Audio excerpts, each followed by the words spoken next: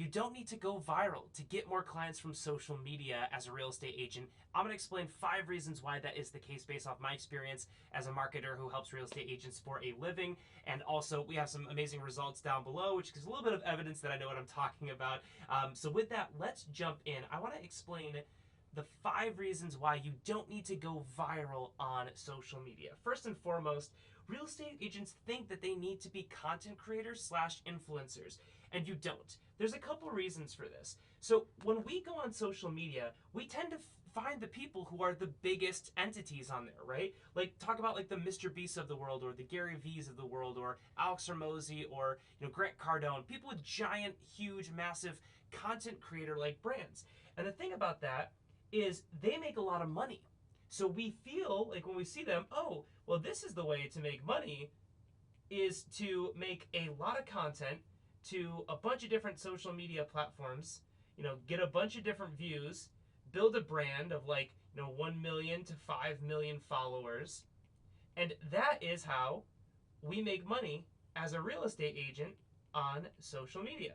But the thing about this is that that's not the case. These people, Mr. Beast, Gary V, Grant Cardone, they are content creators. In some cases, yes, they own businesses, but they are content creators first and foremost. At least that is what we're seeing when we look at their content. They are making a lot of content, they're building large brands, and there are a lot of benefits for that. There are a lot of really wealthy people who've built great brands on social media.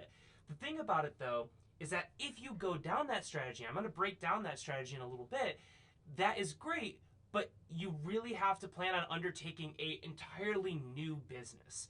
Creating a brand and creating a massive media conglomerate, essentially, like a lot of these people have done, is great, but it is like starting a completely new business. And if you're a real estate agent and you're looking to make money just as a real estate agent, you don't need to do this. And I'm going to explain why I actually think that's the worst thing for you to do in order to see the best results the fastest while keeping the kind of business that you most likely want to run. So you don't need to be an influencer or a creator, because you don't need to be making 2 to 3 different pieces of content every single day. You don't need to be getting millions of views, because at the end of the day, what are we trying to do? We are trying to get clients, right? We are real estate agents trying to work with some clients every year.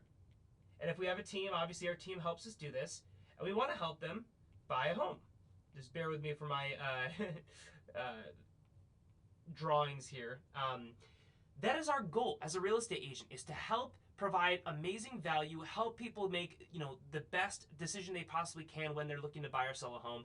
And we do that by knowing our craft, by understanding the market, and all of these things, right? So that is what we need to do. So we need to basically work backwards to understand how social media helps us accomplish this.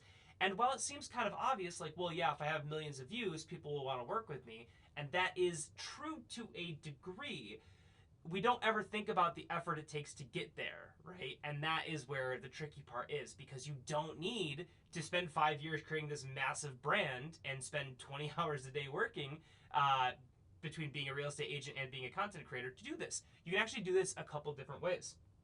Instead, if you use social media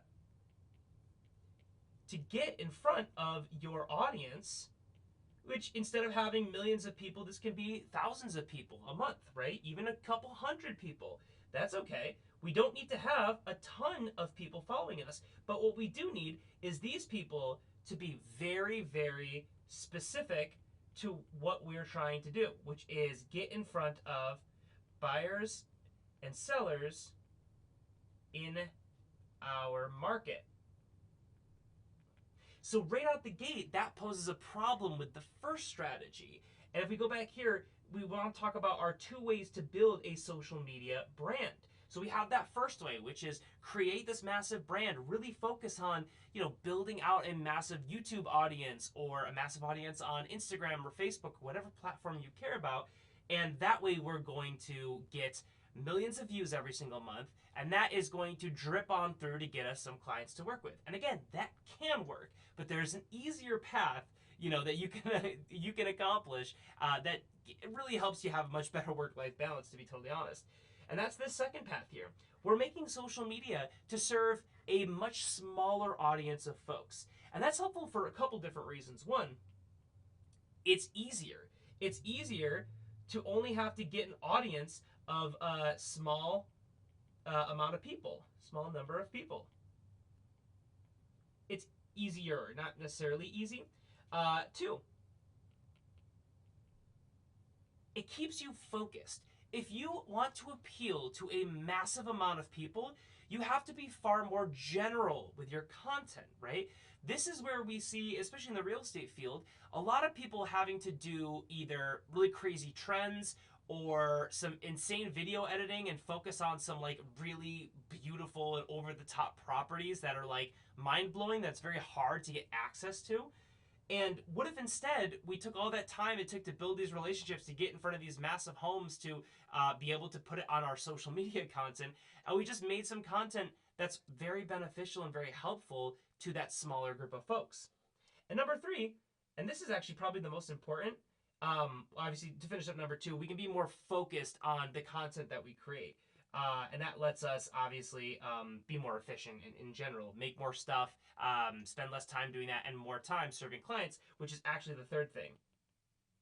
Time working with clients. If you want to make crazy elaborate videos on TikTok or YouTube or whatever, that's totally fine. That's great. But that is less time that you have to then actually service your clients.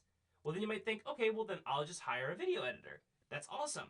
That's less money that you now have to live the dream, the lifestyle that is in accordance with your dreams. Or that is less money that you have to put towards other forms of marketing that may be more beneficial for you, right? Like instead of hiring a video editor for a couple $1,000s a month, what if instead you put a couple $1,000s into like Facebook leads or LinkedIn leads or something like that that can get you more business and get you a better ROI, a faster ROI. And that's what's really important about this second strategy. Number one is the content creator slash influencer strategy. Number two is this small town creator strategy. When I say small town, that doesn't mean you have to be in a small town. This works for larger markets. But the idea is just that we're simplified, we're streamlined, and we're focused on a niche audience. I guess that's the thing. It's more like being a niche content for real estate. But when you are able to do these things, it means you're able to get more bang for your buck because we don't need millions of followers. Think about the number of clients that you could actually even handle right now. And this is a great excuse for me to tell you about a really quick story. So I run, obviously, a company. I help real estate agents create social media content, and we run their marketing and all that good stuff. I was always really preoccupied with sales. I wasn't very good at sales in the beginning. And I'm still not great, but I'm getting better. And so when I first started, I was like, man, I just need to bring clients in. I'm really good at retaining clients. People, when they come with us, they stay with us for years. I'm really good at, I think our product is really great. I'm very knowledgeable about the social media field because of my background working at Facebook and TikTok and years in the industry. And then my big thing was just sales. How do I get people in the door? That's the big issue. And I worked at it for a while and I pieced together a great content strategy, which is now actually what we use for real estate agents that we partner with, funny enough. But I just needed to fix that pipeline issue of getting people in the pipeline to begin with in the sales side. And once we actually started to solve that, I immediately realized, oh my God, like we just brought on like 8 new clients in like 6 weeks. I actually don't have the manpower to bring on many more clients. So now I'm on the next issue, which is the scaling issue, because I'm looking to build a team. And so now I'm, it's a natural part of business is that you solve one problem, then it brings you to the next problem, and then you have to keep solving these problems to grow, which is a great problem to have, right? I'm not complaining, of course. But think about the number of clients that you can actually even help, right? Without sacrificing on your quality. Because if you start helping people and you sacrifice your quality, you're not able to do as good of work. That's kind of a race to the bottom, right? You're not going to get as much referrals. You're not going to get the best deals for people. You're probably going to get lower commission or maybe even lose clients. We don't want that. We want to focus on the ideal number of clients. So you need to think what that is. If you got 4 new clients per month, would you be able to handle that? What about 6? What about 8? What is the number there? Because you'll find that that's a lot less than 1 million views that you need to get. Instead, we just need to get in front of a couple hundred people and tens of those people, dozens of those people to be really interested in working with us. And, maybe 10 maximum, I don't know, depends on your industry and your market and how busy you are, that we could actually service. So it's actually not that crazy of a number. Think if you had 10 extra clients a month, that's 120 new clients a month, 120 potential transactions a year, excuse me. That would be mind-blowing. That would be massive for any real estate agent. I don't really care what size you are. That would be a massive growth. So we don't need to have 1 million, 2 million, 4 million, 5 million followers, because in reality, we can only probably serve an additional 10 people per month before our business would kind of break and we need to really start expanding our team, right? And that's a whole nother problem. So all this goes to say is that not only is the content creator influencer model probably not in your best interests, it actually could run completely against what you're actually looking to do, which is just simply get more clients in your pipeline, right? And get more clients that you can represent and close more transactions for them, make more commission, and have your dream lifestyle. So you don't need to be an influencer creator. I actually think that works against what most people are looking to accomplish. And you don't need to build that brand. You can instead focus on having a brand that's far smaller, accomplishes a simpler goal, and actually works more in line with what you're looking to accomplish.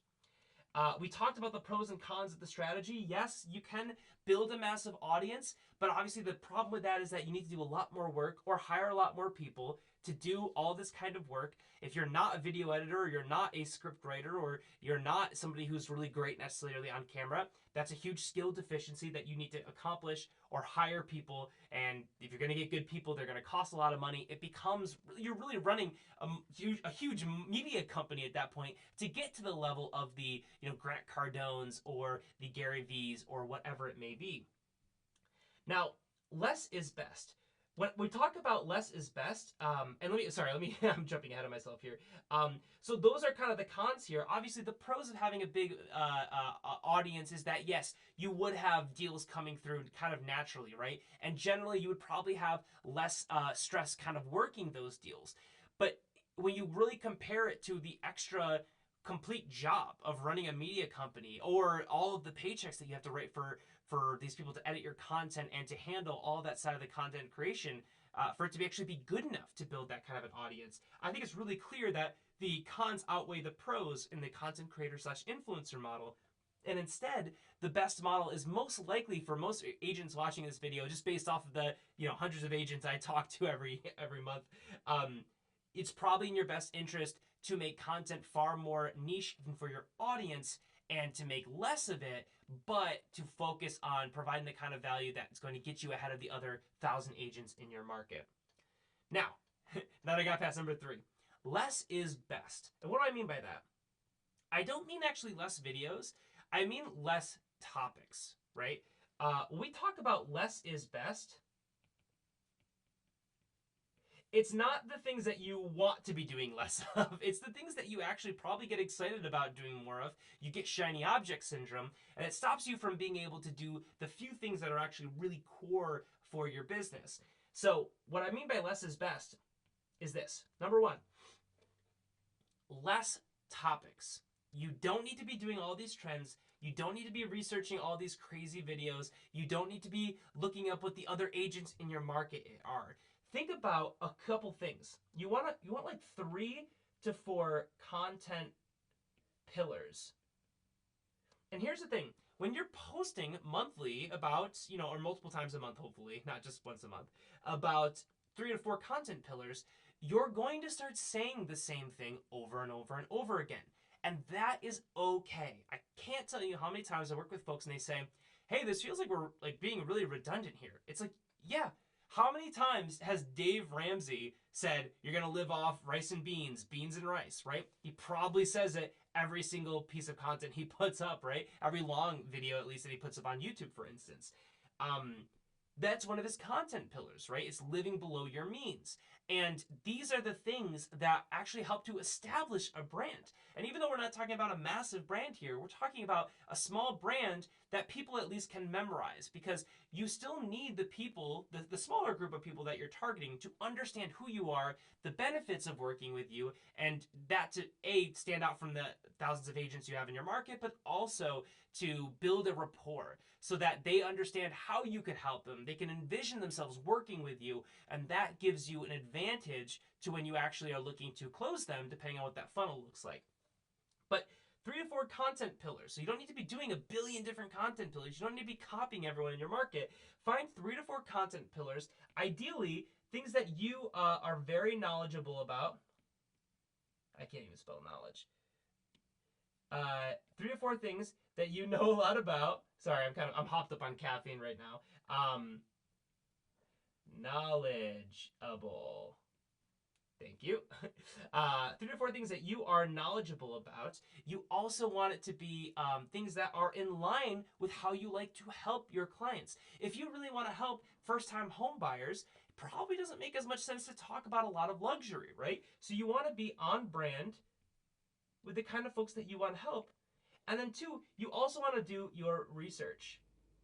And this doesn't mean against all the other agents out there, because what ends up happening is that you see what Lucy, realtor down the street, did, and you say, oh, I should do that video too. But Lucy didn't have any idea what she was doing. She was just making a random video. So then it's kind of the blind leading the blind, and everyone in a market starts to copy the other real estate agents. And I've seen this happen 100 times.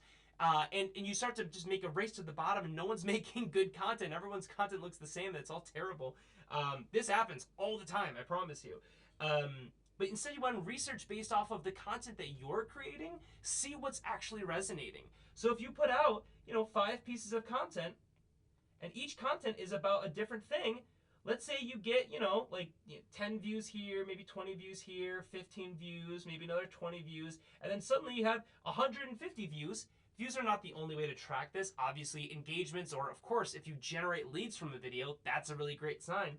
But if you get 150 views on this, suddenly that video is resonating with that audience a lot stronger than the other content that you have kind of created here. So this is the winner, and we want to make more content like that. And so that's the kind of research we're talking about. And if you don't know how to do this, go to Instagram. If you go to your analytics, it should be pretty easy to find. You want to type go to the 3 lines in the top right-hand corner. You should have insights there. If you have a personal account, you should really switch to business, because this is really where business accounts shine. You can track better analytics. On Facebook, actually for Facebook or Instagram, just go to Meta Business Suite. You should be able to, if you don't have an account there, build it. That's actually one of the things Facebook kind of makes pseudo easy to do. One of the few. LinkedIn has this, TikTok has this. You can track your analytics. It's very easy to do this. And you don't need to know exactly, but just have an idea of what's performing better than what else, and then make the conscious effort to make your strategy, make the content you're going to create focused on the stuff that's already showing to work. That is huge, and something that you can't do in a lot of other marketing mediums, but you can do it in social media, so I highly recommend it. 2, less is best. Obviously, audiences. Would you rather be the go-to guy for first-time home buyers, or be somebody that luxury buyers kind of have heard of, and first-time home buyers have kind of heard of, and older folks who are downsizing have kind of heard of, and people who are looking to invest in short-term rental properties are kind of focused on? It's kind of messier, and you end up being a jack of all trades, master of none. But I want you to stand out, and the best way to stand out is to be an expert and to be really focused. Another great example, 2 examples. 1, my business. When I first started social media, I was helping all different kinds of industries. And then I realized, hey, I could do a lot better work for people in the real estate field if I just focused on that. Because everything I learned from client A, B, and C could help me with client X, Y, and Z. And you start to just get smarter much faster, because I'm not helping a bunch of different industries that are all completely different. I'm really focused on one thing, one industry, and all the things I learned from one client applies to all the rest, and it's way more efficient. I can't stress that enough. Second story, I have a client who is based in the Carolinas, North Carolina, I think. Really nice guy. He has a team, and they all help with short-term rental properties. They're amazing. It's just short-term rental properties. And they know the hell out of what they're talking about for people who are looking to invest in short-term rentals, and they know all their content is about that. People they interview on, like his podcast, are all focused on that because they know if they focus on that niche, they can be the guys in that niche, opposed to just being one of the many people who offer that service just on their website, right? So I can't stress this enough. Audiences are super, super important to just be narrow on. Ideally one, maybe 1 to 2 if you really can't decide. But hopefully you're just focused on one audience and you just make your content about helping that avatar. You're going to be way better off. And then lastly, funnels. This, slash platforms. I either want you to be focused on only one platform or you have only one funnel. What does that mean? So let's say you're on Facebook and you're on Instagram and you're on YouTube and you're on TikTok. You're on all these different social media platforms, right? Well, I don't want them to be all going to different funnels. Like you're sending people to Messenger and Facebook. You're sending people from YouTube to your website. You're sending people from TikTok to like WhatsApp or something, whatever, right? I don't want that. That is way too much to keep track of. And even if you can do it, it's not as beneficial as if you had it all in one spot. A huge changer for my business was when I switched to having pretty much a CRM that could really focus on everything in one spot. And that was just huge for me, right? I'm only one person. I can only keep track of so many things. And more importantly, I can only keep track of so many things effectively, right? So that's a huge distinction there. So if you want to have all multiple platforms, that's fine. But they should all be going in to one funnel, right? That's a funnel. That's what that is. Or you can be on just one platform, like let's say Facebook, for instance, and you can experiment with multiple funnels. And all of these funnels can be, different ways. You can have like ManyChat, or you can have, lead forms if you're running ads, for instance, or you can have people going to like a landing page, whatever that is. You can do that, but ideally by having either one funnel or one platform, you can make sure that your content is you're not spreading yourself too thin. You can be really effective with how you do this. I personally would recommend making short form content, which can apply to almost every platform out there, but be focused on creating just one funnel that applies to all of them. I think that's the best, but to each his own. All right, guys. Lastly, here is the funnel is narrow, and that is okay. If you are making content and you are not seeing a lot of results, right? Let's say you're posting stuff every once in a while. First and foremost, if you're not making content that is you speaking to the audience, I highly recommend you do that. If you're just posting stuff about real estate pages, what are you actually providing? People can Google that. People can just go on Zillow and they will. You're not providing a reason for them to watch your content or to follow you or to engage, with you. You are actually just regurgitating stuff that, is not really of any value to them. Even if you're posting content that has tips and tricks that you've learned, it's not nearly as valuable as you explaining it to them, because people are on social media platforms to be social with other people. It's why it's called social media. And so if you're able to not only have the message be great, but also package it in a way that's more interesting, somebody talking to the camera, then that is going to be more effective and more valuable. But if you're doing that and you're not getting a lot of views, that is okay. Because think about it like this. You can have a wide open funnel, get a lot of people in here. These are all representing potential buyers or sellers, right? And then the people who get to the bottom of the funnel, you really have to work them. You have to sell them. You have to engage them, sell them, multiple calls, let's say number of calls, outreach.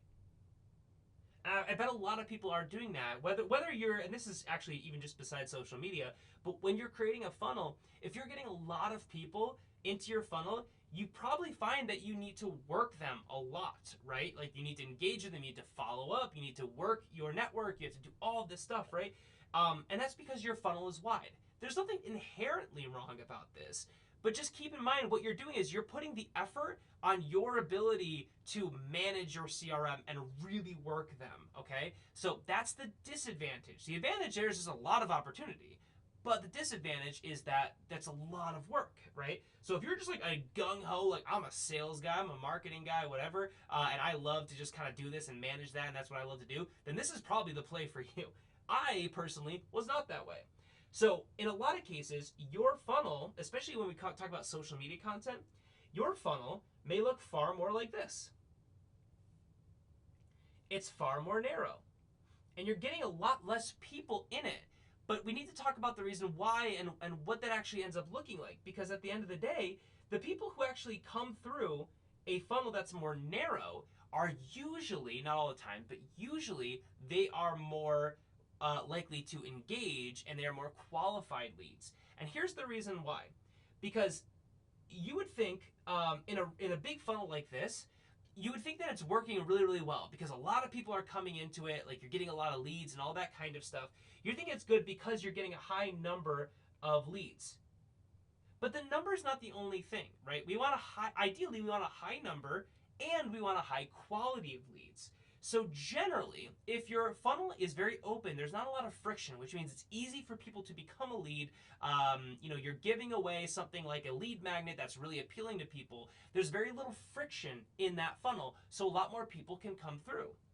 But generally, if you have a far more narrow funnel, you probably have a lot more friction, which for instance, let's say you post content, people like it, people want to see, they want to work with you, and so they send you a DM and you take a while to get back to them.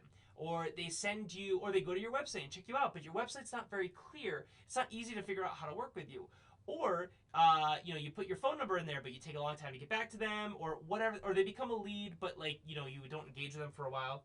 That is a funnel with far more friction. Now, friction is not necessarily even bad. I'm looking to add more friction into my funnel in some ways. But friction, what it does is it means that you're going to get less people because it's harder for them to go through the steps. Think about it this way. Think if you had a candy bar and you put it on top of a hill, right? And you said, oh, yeah, go up the hill and you can go get your candy bar. A lot of people are going to be able to run up that hill and grab that candy bar. Cool, that's not that hard to do. It's just a hill, whatever. Let's say you put that candy bar on top of Mount Everest. Who is going to make it to the top of Mount Everest for that candy bar? Only the people who really, really want the candy bar. And so it's not a perfect analogy, but it kind of goes to show that when you have more friction, you're only going to you might not get anybody through, in which case you definitely have too much friction. But you're only going to get a few people because those few people are highly committed. Those are the people who are like, man, Mary just posted this video and it perfectly speaks to me. I want to work with her. She's the perfect person for me. She's the one I want to trust with this huge financial decision. I want to work with Mary. And then they're like, oh man, Mary hasn't gotten back to me. They'll see ads for other real estate agents and they're like, nope, I want to work with Mary. I don't care. I'm not necessarily in a rush. I just want to work with Mary. And so by doing that, and that's really beneficial if you build a brand, another reason to make content in the first place. But if you have more friction, that means you're going to get more commitment from your leads or, the people who actually make it through. So friction is not a bad thing. And a lot of us have a lot of friction. Now, it becomes bad when obviously we don't see any results or less results than we want, right? Let's say you're getting people coming through and it's great, but you want more of them, then you might need to open it up and find other ways to work, right? And or put more into the top of the funnel. And that's where you can have, more content or more ads or, more compelling offers and things like that that can not make the funnel more wide, but instead, just kind of pushes the funnel harder because there's some other kind of force acting on it. But if you're not getting a lot of results, that doesn't mean that your funnel is necessarily broken. It just means you have a lot of friction. Now, whether you have too much friction or not, that's only something that you can answer. But if you're not getting a lot of results from your social media content and you're engaging highly and you're putting out a lot of content and you're not getting a lot of results, but the people who come in are great, just keep in mind that what you're doing is you're trading less results for easier results to work with. And that might be in your favor, depending on you and your skill sets and what you want to do.